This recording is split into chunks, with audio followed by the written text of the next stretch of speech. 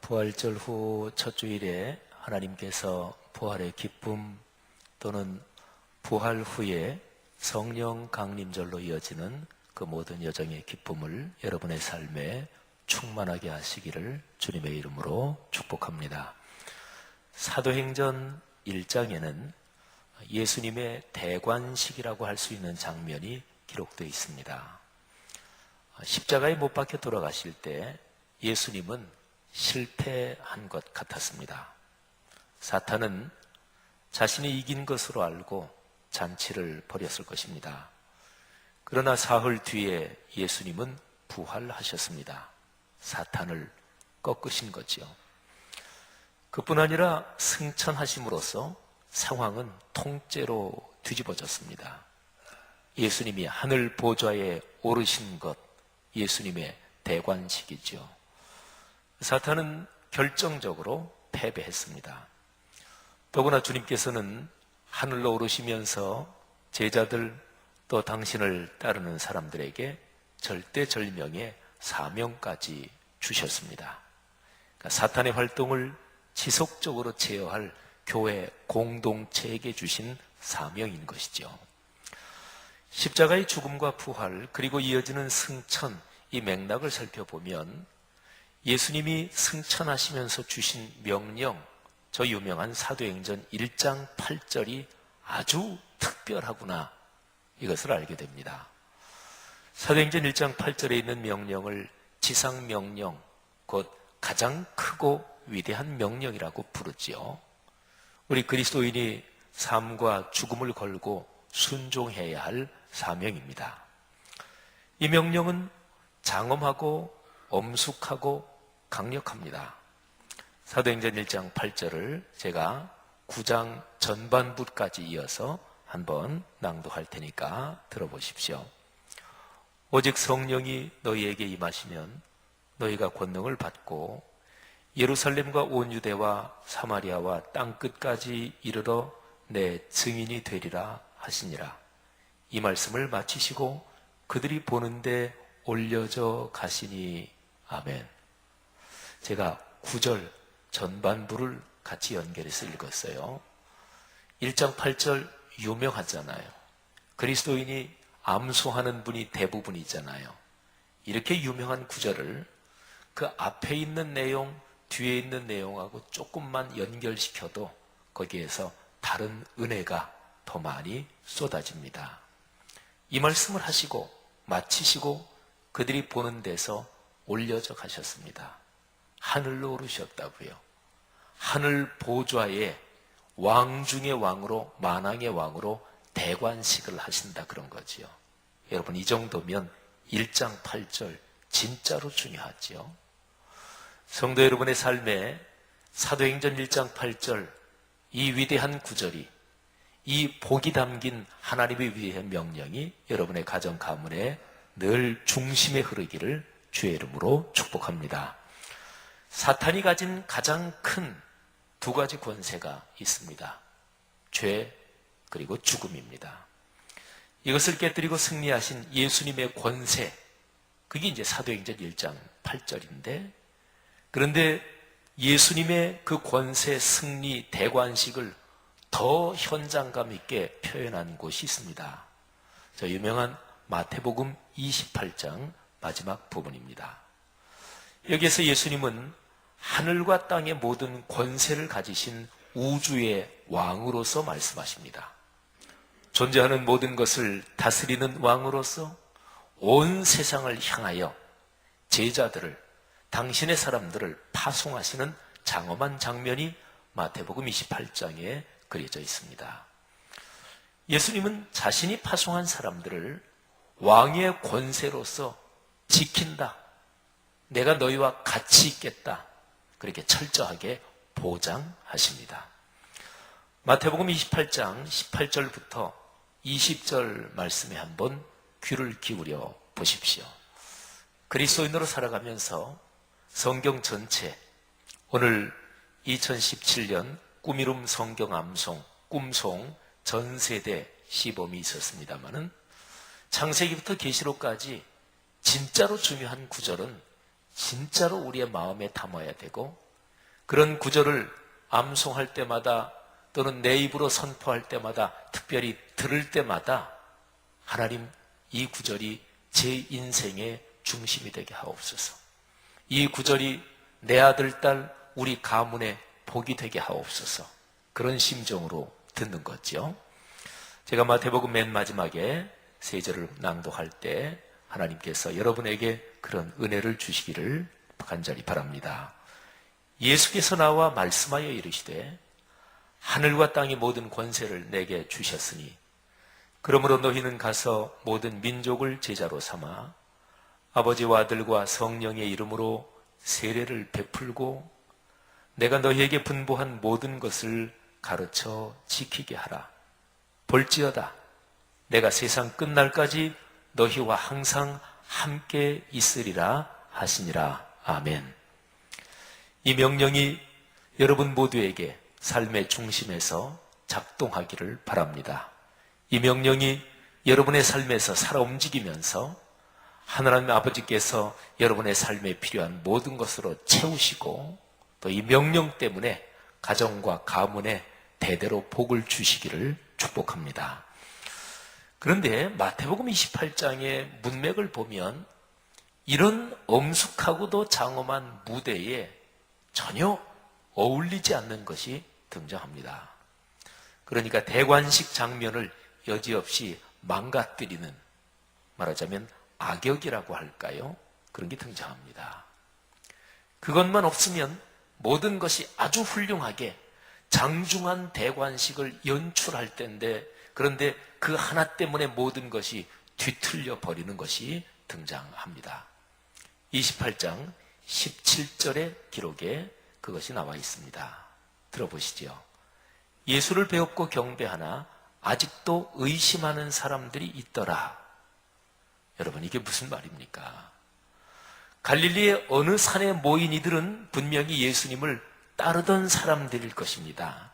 그리고 그 중에서도 열심히 따르던 사람들이 그 산에 모였겠지요. 그러니까 최후의 장면까지 동행했으니까 열심히 따르던 사람들 아니겠어요? 더구나 그 앞에 부분을 보면 11제자가 이렇게 표현된 걸 봐서 여기에 의심하는 사람들, 요 범위에는 11명의 제자들 가운데도 의심하는 사람들이 있었다. 충분히 본문을 그렇게 해석할 수 있습니다. 그런데 부활하신 주님이 지금 그들의 눈앞에서 말씀하시면서 하늘로 오르시는 바로 그 상황, 거기에서도 의심하는 사람들이 있었다는 것입니다. 어떤 상황일까요? 혹시 그 중에 그저 구경하러 온 사람들이 있었던 것이 아닐까요? 그런 구경꾼들이 의심했다는 말 아닐까요? 그러나 그렇다고 해도 잘 이해되지 않습니다. 우리가 살아가면서 보면 아주 지지한 눈속임수 또는 마술은 참 재미있는 것인데, 근데 그런 걸 보면서도 믿는 것이 사람 아니겠어요? 그런데 이들은 부활하신 예수님을 지금 자신의 육신의 눈으로 보고 있잖아요. 그런데 어떻게 의심할 수 있을까요? 대제사장들의 정탐꾼들이 거기에 혹시 있었을까요? 그래서 그 사람들이 의심했다는 말인가요? 장엄하고 감동적인 상황에 엉뚱하게 등장하는 의심하는 사람들 누굴까? 무슨 상황일까? 이거를 여러 가지로 생각해 볼 수 있습니다. 그러나 아무리 생각해도 바로 그 현장, 그러니까 부활하신 예수님이 계신 그곳에 믿음이 아니고 의심, 믿음이 충만하게 있었다. 이래야 당연할 텐데, 그런데 믿음이 아니고 의심이 있었다는 것, 이거는 이해하기가 결코 쉽지 않습니다. 여러분, 예수님께서 3년 공적인 사역을 하셨는데 그때의 예수님 사역의 중심, 강조점이 있었습니다. 사람들에게 하나님 나라의 복음을 전하는 것이었습니다. 그런데 그 전도의 현장은 의심이 가득한 곳이기도 했습니다. 하나님 나라의 복음을 믿으십시오 이렇게 전했는데, 그런데 그 사역 현장, 그 세상은 거꾸로 의심이 가득한 곳이었다고요. 그래서 예수님의 사역의 목표를 좀 더 정확하게 말하면 두 가지라고 볼 수 있어요. 첫째, 하나님 나라의 복음을 사람들에게 전하는 것. 그리고 두 번째, 들은 사람들이 그 복음을 믿게 하는 것. 그러니까 사람들 속에 있는 의심이 극복되고 안개가 자욱히 낀 아침나절 해가 떠오르면서 안개가 쫙 거치듯이 의심이 거치고 그들 마음속에 창조주 하나님에 대한 그리고 구세주 예수 그리스도에 대한 믿음이 가득 찰 수 있도록 그게 바로 예수님 사역의 관심사였습니다. 그래서 3년의 사역을 공적으로 시작하시면서 주님이 제일 처음 선포하신 제1성, 제일 첫 메시지가 믿으라 이것이었습니다. 마가복음 1장 15절을 보세요. 이르시되 때가 찼고 하나님의 나라가 가까이 왔으니 회개하고 복음을 믿으라 하시더라. 공적인 사역을 하시면서 늘 예수님 마음을 무겁게 했던, 안타깝게 했던 것이 사람들이 가진 불신앙, 믿지 않는 거였어요. 예수님이 사람들을 꾸짖고 책망하시는데 가장 커다란 이유가 불신앙, 특별히 위선적이고 가식적이고 외식하는 이런 거하고 불신앙이 연관될 때는 예수님은 그야말로 가차없이 무섭게 책망하셨습니다. 마가복음 9장 19절 말씀을 한번 들어보십시오. 믿음이 없는 세대여, 내가 얼마나 너희와 함께 있으며 얼마나 너희에게 참으리요.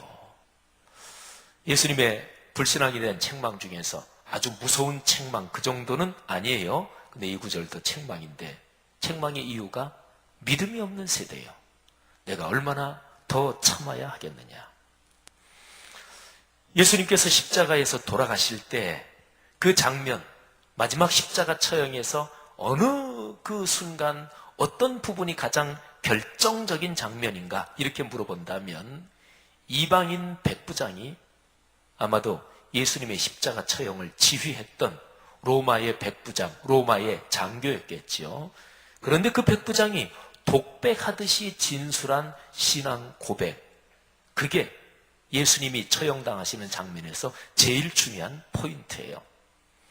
마가복음서는 이 신앙 고백, 곧 내가 믿습니다 하는 게 신앙 고백이잖아요. 이 신앙 고백을 기록함으로써 복음서를 읽는 모든 사람이 이 백부장과 같이 예수님을 믿으십시오. 이게 바로 마가복음의 메시지고 그리고 사복음서의 메시지입니다.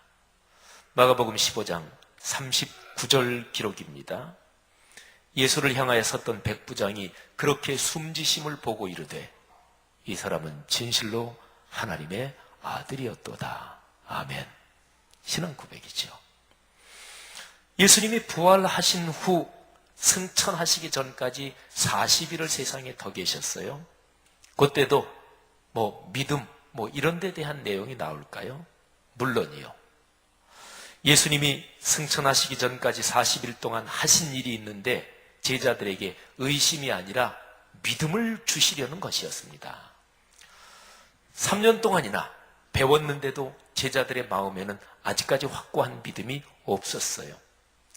여인들이 빈 무덤을 확인하고 천사들에게 들은 부활 소식을 전했는데도 제자들은 믿지 않았습니다. 부활하신 예수님이 다른 사람들에게 여기저기 나타나시지요. 목격자들이 생기잖아요. 목격자들이 증언합니다. 예수님이 부활하셨다. 그러나 그 이야기를 듣고도 사람들은 잘 믿지 않았습니다.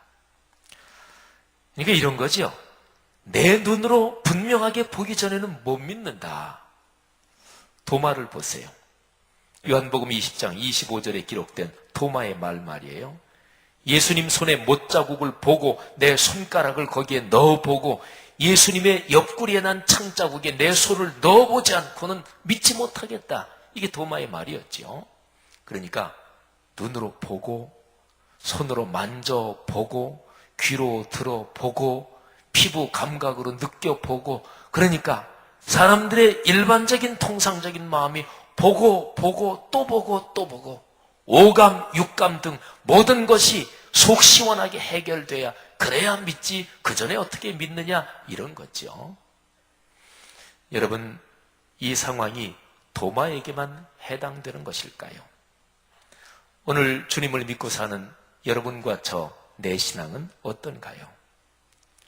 예수님 부활 후에 제자들의 상태, 제자들 외에 다른 사람들 다 포함해가지고 주님을 중심으로 따르던 그 사람들의 상태가 다 대부분 이러했다고요. 요한복음에 나오는 도마가 의심했다는 이야기는 도마 그 사람만의 의심, 이걸 말하는 게 아니고요. 도마와 같은 그런 상황의 의심이 모두에게 있었다, 이 얘기를 말하는 것입니다. 예수님이 부활 후 40일을 세상에 더 계셨는데 어떻게 보면은요, 바로 이런 제자들, 이런 사람들을 그냥 두고는 가실 수 없어서 승천하실 일정을 좀 뒤로 미루면서 부지런히 제자들을 만나신 것 같다, 이런 느낌이 들 정도입니다. 자, 이런 상황에서 예수님은 제자들에게 이렇게 요청하십니다. 그러니까 사역하시는 중에 늘 강조하신 믿어라, 믿음 가져야 된다, 그런 얘기인데요. 제가 요한복음 20장 27절과 29절 같이 한번 연결해서 읽습니다. 믿음 없는 자가 되지 말고 믿는 자가 되라. 너는 나를 본고로 믿느냐? 보지 못하고 믿는 자들은 복되도다. 도마에게 하신 말씀이에요. 요한복음을 기록한 저자는 자신이 복음서를 쓴 목적, 그러니까 요한복음 전체를 쓴 목적이 뭐냐? 요한복음에는 거의 뒷부분에 그게 아예 명백하게 기록이 되어 있어요. 내가 이 요한복음을 쓴 목적이 바로 이것이다. 20장 31절입니다. 오직 이것을 기록함은 너희로 예수께서 하나님의 아들 그리스도이심을 믿게 하려 함이요, 또 너희로 믿고 그 이름을 힘입어 생명을 얻게 하려 함이니라. 아멘. 성도들이요, 오늘 사도 요한이 요한복음을 기록한 목적 20장 31절 말씀이 하나님이 오늘 나에게 하시는 말씀으로 들리기를 바랍니다. 주님은 성경 말씀을 우리에게 주셨는데 그 제일 핵심은 예수님이 하나님의 아들 그리스도 인류의 구세주여 바로 나의 구세주다, 이 사실을 믿게 하시려고 주님께서 성경 말씀을 주셨어요. 그리고 그 이름을 믿고 힘입어 생명을 얻게. 복 중에서 제일 큰 복, 건강한 것. 복 중에서 가장 큰 복, 육신의 생명, 영적인 생명, 모든 생명이 풍요로워지는 것. 이게 복이에요.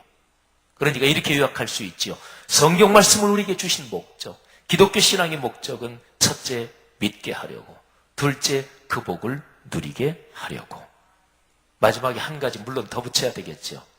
그래서 최종 목적은 거룩하신 삼위일체 하나님께 영광을 돌리게 하려고. 이 복이 여러분의 것 되시기를 축복합니다. 의심이 아니라 믿음을, 오늘 제 설교의 제일 중심적인 메시지예요. 의심이 아니라 믿음을. 예수님의 이 사역 목표는 하늘로 오르시는 그 순간까지도 계속돼야 했습니다. 승천하시는 그 순간에도 의심하는 사람들이 거기 있었기 때문이었습니다. 아니, 이 사역은 주님이 승천하신 그 이후에도 힘차게 이어집니다. 예수님께서 요한복음 14장부터 16장까지 최후의 만찬 식사를 하시면서 말씀 주신 가장 마지막 큰 덩어리 메시지인데 여기에서 보혜사를 보내주신다 말씀하십니다. 예수님이 승천 후에 오실 보혜사 성령 하나님, 그 하나님이 하시는 일에서 중심은 사람들이 예수님을 믿게 하는 것입니다. 그런데 바로 이 지점, 보혜사가 오신다, 성령이 오신다, 그 성령이 우리에게 믿음을 주신다, 바로 이 지점에 의심을 넘어서는 길이 있는 거죠. 우리의 신앙생활은 그렇잖아요. 의심과 믿음 사이에서 늘 엎치락 뒤치락, 신앙이 좋아지는 것 같다가 어떨 때 다시 어떤 사건 때문에 신앙이 확 꺾이고 내 자신의 믿음이 이것밖에 안 되나, 그렇게 스스로에 대해서 자괴감을 느낄 때가 있잖아요. 그런데 엄청난 사건 때문에 꺾이나요? 아닙니다. 아주 어처구니 없는 사건 때문에 꺾여요. 겉으로 보면 굉장히 점잖고, 또는 목회자들까지 다 포함해서 점잖고 저분 참 훌륭해. 그런데 예를 하나 들자면 누구랑 같이 식사했어요. 식사하는데 반찬이 공동 반찬이 나오는데 야, 저 사람 저럴 수가 있나? 저 맛있는 걸 자기만 계속 가져가네? 이것 때문에 화가 나고 그러다가 집에 오면서 야, 내가 이런 것 때문에 이렇게 미워하고 제가 지난 주간에 그런 일을 겪었다는 건 아니에요. 근데 예를 들면 그런 거예요. 부부싸움할 때 흔히 하는 얘기로 양말 똘똘 말아놓는 것 때문에 대판 싸우고 이웃집 또는 누가 물어보면 아우 많이 싸웠다며. 근데 아야 뭐 그런 일이 있어. 그 얘기를 어떻게 해요? 창피해서 양말 똘똘 말아놓은 것 때문에 대판 싸웠다. 그런 거예요. 사람 심정은 그런 거예요. 사랑하신 여러분, 주님의 그 사역, 주님께서 의심을 넘어서 믿음을 주시려고 확고한 믿음을 주시려고 하는 그 길은 사람 힘으로 되는 게 아니에요. 그건 바로 성령 하나님이 오시면 사람 마음속에 믿음이 흐르기 시작하는 거예요. 엎치락 뒤치락 하는 그런 의심과 믿음 사이의 씨름이 속 시원하게 끝나는 것이 바로 이 지점 성령의 강림입니다. 그러니까 사도행전 2장에 기록된 오순절 성령 강림으로써 제자들은 의심을 완전히 넘어섭니다. 제자들은 부활신앙의 증인으로서 자기 인생을 던지고 또 그런 제자들을 통해서 교회 공동체가 강력하게 사역을 시작하지요. 성도 여러분, 마태복음에 장중한 대관식 구조를 여지없이 깨뜨리는 의심이라는 단어. 근데 그거는 뭐 괜히 거기에 기록된 건 아닙니다. 그 단어가 기록된 마태복음 28장 말씀을 보면서 우리는 그 본문을 통해서 깊은 가르침을 받습니다. 여러분, 눈으로 보고, 만져보고, 들어보고, 체험해보고, 보고 또 보고, 그러면 믿음이 생길 것 같죠. 믿음이 생기는 것도 같아요. 그러나 진정한 믿음은 거기서 생기는 것이 아닙니다. 본 것보다 더 큰 의심이 일어나면 보아서 생긴 믿음은 깨지고 맙니다. 체험해 보고, 내가 중심이잖아요. 내가 체험해 보고 생긴 믿음은 그것보다 더 큰 의심이 발생하면 내가 체험한 것도 흔들리고 맙니다. 그러면 더 기가 막힌 걸 봐야 돼요. 더 기가 막힌 체험을 해야 돼요. 이게 불신앙의 악순환입니다. 사탄의 시험 중에서 가장 고도의 시험이라고 보시면 됩니다. 감각적이고 감정적인 체험은 이런 한계를 넘어서지 못합니다.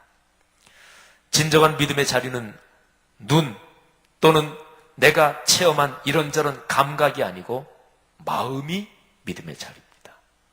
진정한 믿음은 사람이 만드는 것이 아니라 하나님의 선물이고 성령이 내 마음속에서 활동하시면서 일어나는 하나님의 축복입니다. 부활하신 예수님이 승천하시는 바로 그 장소에서도 의심했잖아요. 그 장소에도 의심했잖아요. 예배 중에도 의심이 일어날 수 있을까요? 그럼요. 주님이 부활하신 그 장소에서도 의심했는데 이 세상에 의심에서 제외되는 성역이 어디 있으려고요? 없어요. 마음을 열지 않고 하나님 앞에 겸손하지 않으면 어떤 곳에서도 의심에 사로잡힐 수 있습니다. 마태복음의 장중한 대관식, 그 전체의 조화를 여지없이 깨뜨리는 의심이란 단어, 그 단어는 사실은 대단히 중요한 역할을 합니다. 이 단어는 방향을 가리키는 화살표입니다. 운전하시는 분들 가끔 가다가 굉장히 넓고 큰 주차장에 차를 대시는 경우가 있죠. 대표적으로 잠실에 있는 그 롯데 그 여러 컴플렉스 그 안으로 들어가면 무지무지하게 복잡한데 주차장 복잡하다 하면 저는 그 생각이 얼른 들어요. 4, 5년 전인가 그 안에 차를 대고서 한 30분을 못 찾고 제 자신의 기억력에 대해서 깊은 자괴감과 그리고 아주 절망에 빠졌던 경험이 있기 때문에 여러분 그때 뭐 보고 가나요? 내 기억에 여기로 가야 출구가 있을 거야. 그거 가지고 안 됩니다. 그때 봐야 되는 게 화살표. 화살표만 따라가면 돼요. 출구 또는 영어로 out 써인 그 화살표만 따라가면 돼요. 마태복음 28장 맨 마지막 부분에 기록된 의심이라는 단어는 방향을 가리키는 화살표입니다. 어떤 방향을 가리킬까요? 사도행전 2장입니다. 오순절에 성령 강림이지요. 예수님께서 죽음에서 부활하시면 다시 살아나시기만 하면 다 될 줄 알았지요? 아닙니다. 부활하신 주님을 내 눈으로 내가 두 눈 시퍼렇게 뜨고 보면 다 될 줄 알았지요? 아니었습니다. 주님께서 승천하시는 것을 보고도 아직도 아니었습니다. 문제는 보는 데 있는 게 아니라 믿는 데 있었습니다. 의심을 넘어서 믿음을, 보는 것이 아니라 말씀을 들음으로써 생기는 믿음을 달라고 간구해야 되는 거죠. 성령의 능력으로 마음이 열려야 합니다. 심령이 열려야 합니다. 심령이 열리지 않으면 예수님의 말씀을 듣고도 안 믿습니다. 심령이 열리지 않으면 주변의 모든 사람들은 다 은혜를 받는데 그 사람 한 사람만 은혜를 못 받을 수도 있어요. 12제자 중에 가룟 유다가 그랬잖아요. 사랑하신 여러분, 심령이 열려야 돼요. 마음밭이 좋은 밭이 돼야 돼요. 거기에 성령이 강림하셔서 들은 말씀을 깨닫게 하시며, 그리고 그로써 세상을 이기는 믿음이 작동하기 시작하는 거죠. 사랑하신 여러분, 부활절 후 첫 주일에 성령 강림절을 향해 걸어가는 이 여정에서 이런 기도를 주님 앞에 드리면 좋을 것입니다. 주여, 우리의 마음 문을 열어주시고 믿음을 주옵소서. 주여, 제 자신의 느낌이나 감각, 제 자신의 판단 또는 믿음이 충만한 것 같다 느끼는 그런 것이 아니라 주님, 성령을 충만케 하옵소서. 그래서 거룩한 영이 주시는 믿음 제 안에서 살아 움직이게 하옵소서. 6월 첫 주일에 성령 강림 주일까지 걸어가는 여정에 이런 복 여러분에게 넉넉하기를 주님의 이름으로 축복합니다. 기도하겠습니다.